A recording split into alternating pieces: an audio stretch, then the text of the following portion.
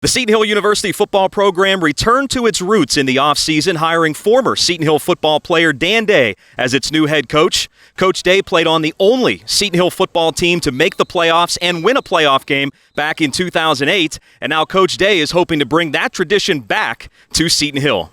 Day served as a team captain on that 2008 team, which finished with a 9-3 record and beat American International in the first round of the playoffs before losing to Cal U in the second round. Day truly believes this Griffins program can compete in the highly challenging PSAC West, and the players are buying into his message. You know, from the spring, when we got here, when the coaches got here as well, that first team meeting, Coach laid everything out on the line, what he expected of us, and I definitely feel like the team has took that upon themselves, to do, because I feel like we're way more closer than we have ever been this year. There's certainly a different feel around this training camp as compared to past years, and it's something that redshirt senior wide receiver Matt Williams recognized right away. Man, I love the energy. Yeah. I love the energy that they're bringing. It's contagious.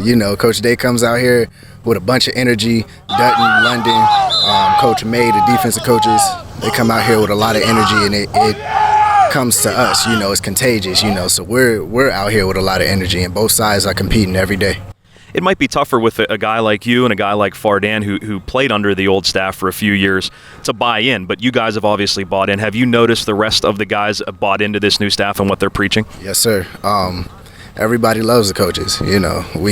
It's easier to buy in with people who you respect and like a lot, you know what I mean? And you see that respect from the players, from not only the players to the coaches, but the coaches to the players. Looking at this year's team, there's quite a battle going on for starting quarterback position between redshirt senior Ryan Barabee and redshirt junior Chris Jones. Barabee began the season as the starter last year, but was replaced by Jones after an injury. Barabee threw for 1,206 yards, 8 touchdowns, and 6 interceptions, while Jones hit on 957 yards, along with 6 touchdowns and 4 INTs. Williams discusses what he's seen from the two in camp so far. Ryan throwing the ball. Ryan has great vision, as you guys already know.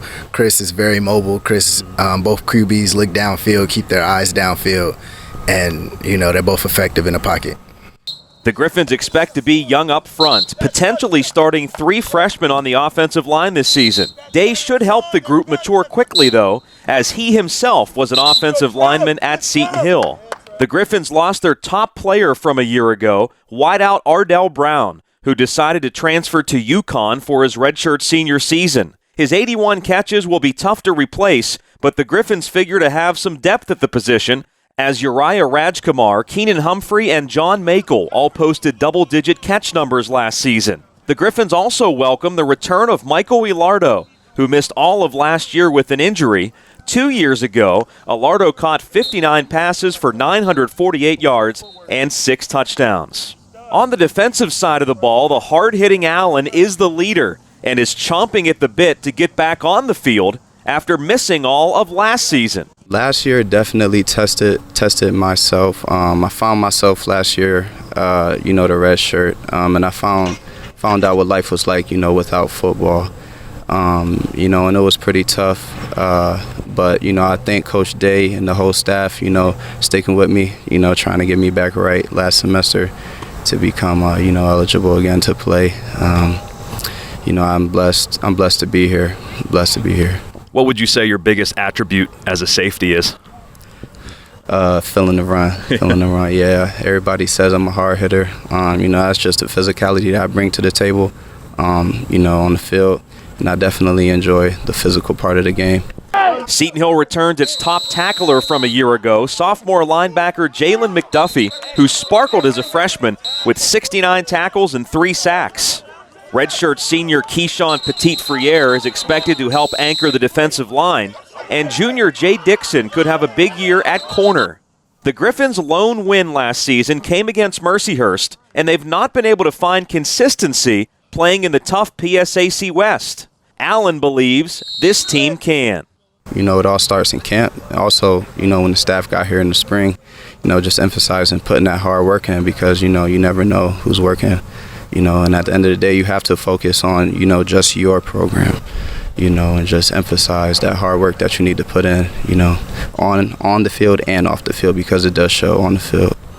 Seton Hill opened last season against Virginia Union and was supposed to open this season against Virginia Union as part of a home-and-home series, but Virginia Union opted out of the contract, so Seton Hill does not have a first-week opponent. They instead will open the second week of the college football season against East Stroudsburg at Offutt Field, and then they travel to Westchester on the Westmoreland Sports Network.